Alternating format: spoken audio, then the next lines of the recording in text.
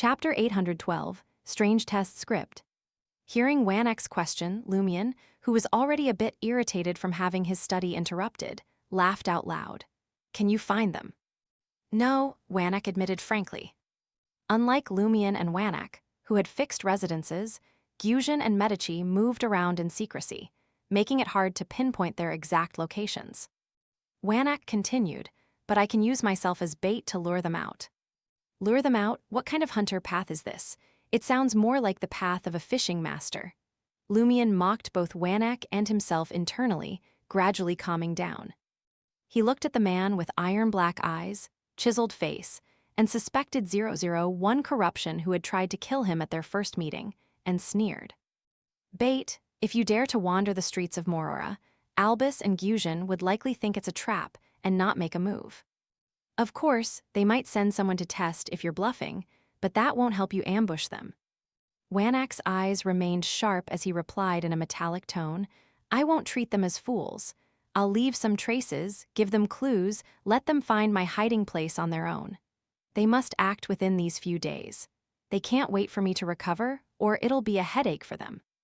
Lumion, using a hunter's tone, laughed. Confident, aren't you? Why not wait until you're fully healed to seek revenge one by one?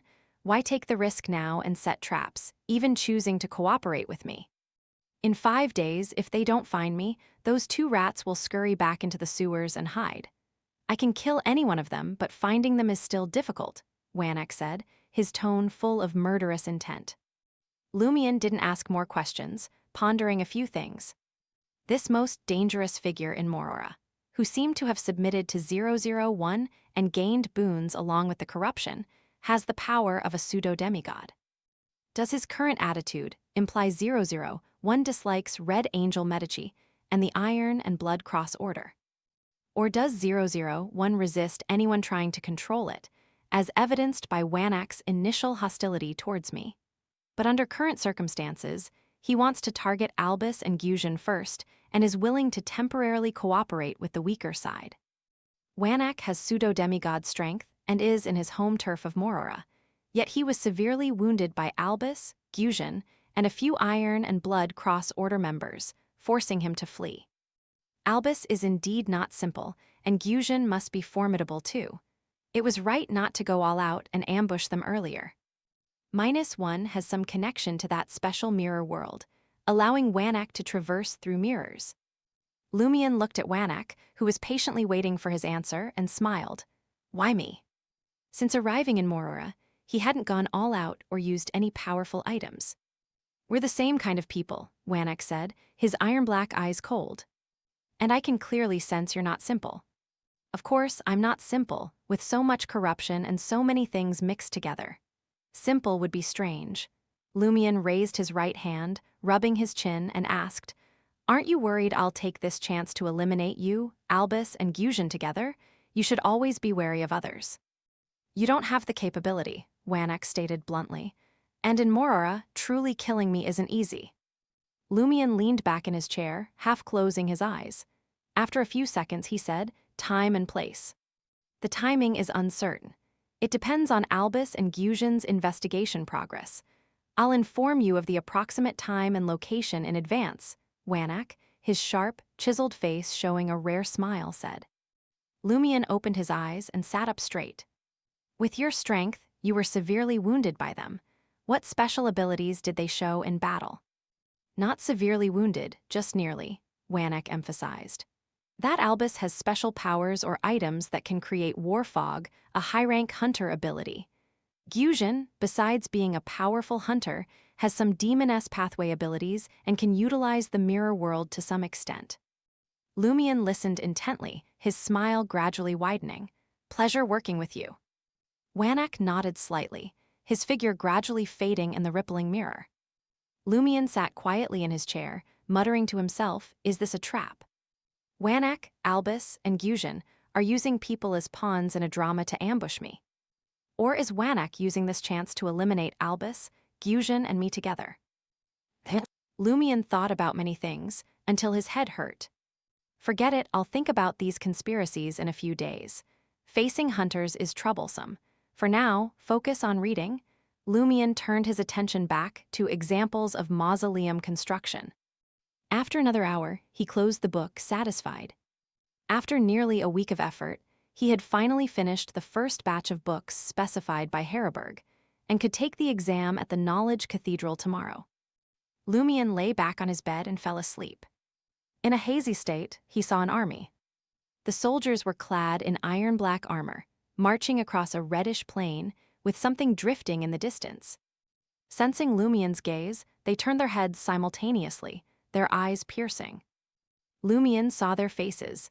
Under the iron-black helmets, their skin was pale and shriveled, like all moisture and flesh had been drained, tightly clinging to their skulls.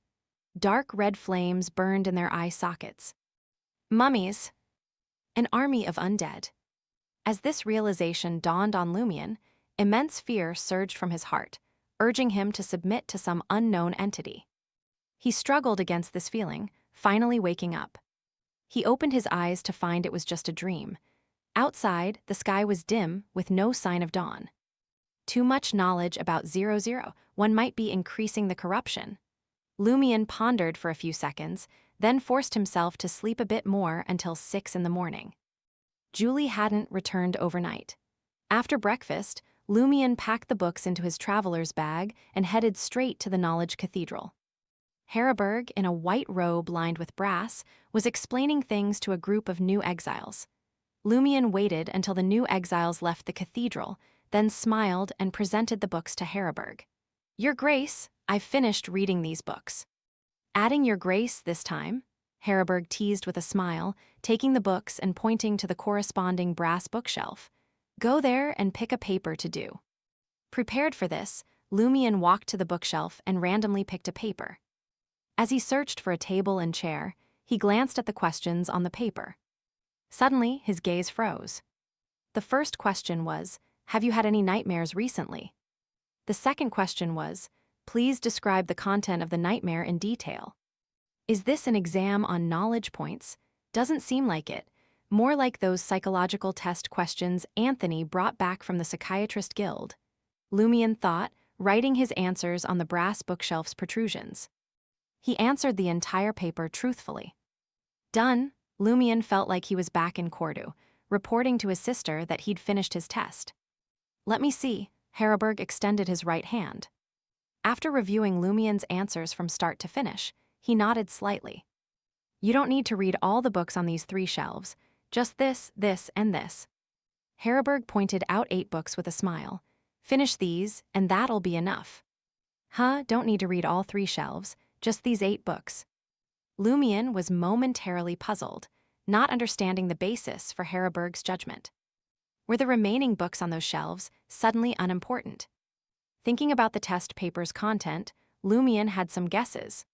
He thoughtfully responded to Harroburg, "All right, Your Grace." As he placed the books into the traveler's bag, Lumion roughly estimated the time needed.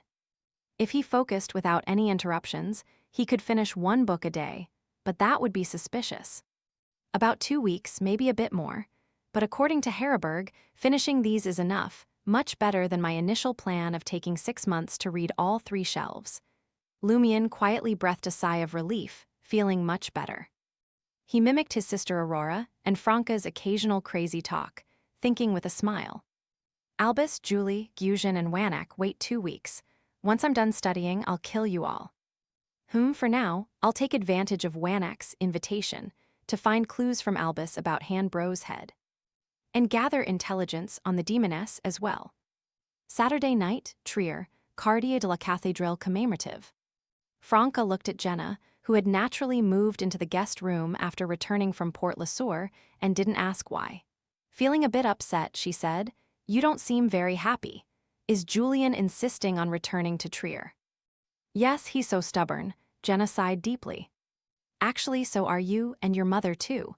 Franca muttered internally, saying, "Don't worry, there's still about a month to figure something out."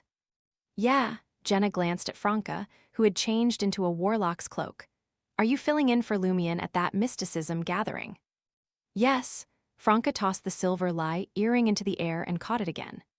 Compared to her initial reluctance and anxiety, now she felt more anticipation. "It's quite exciting, isn't it?"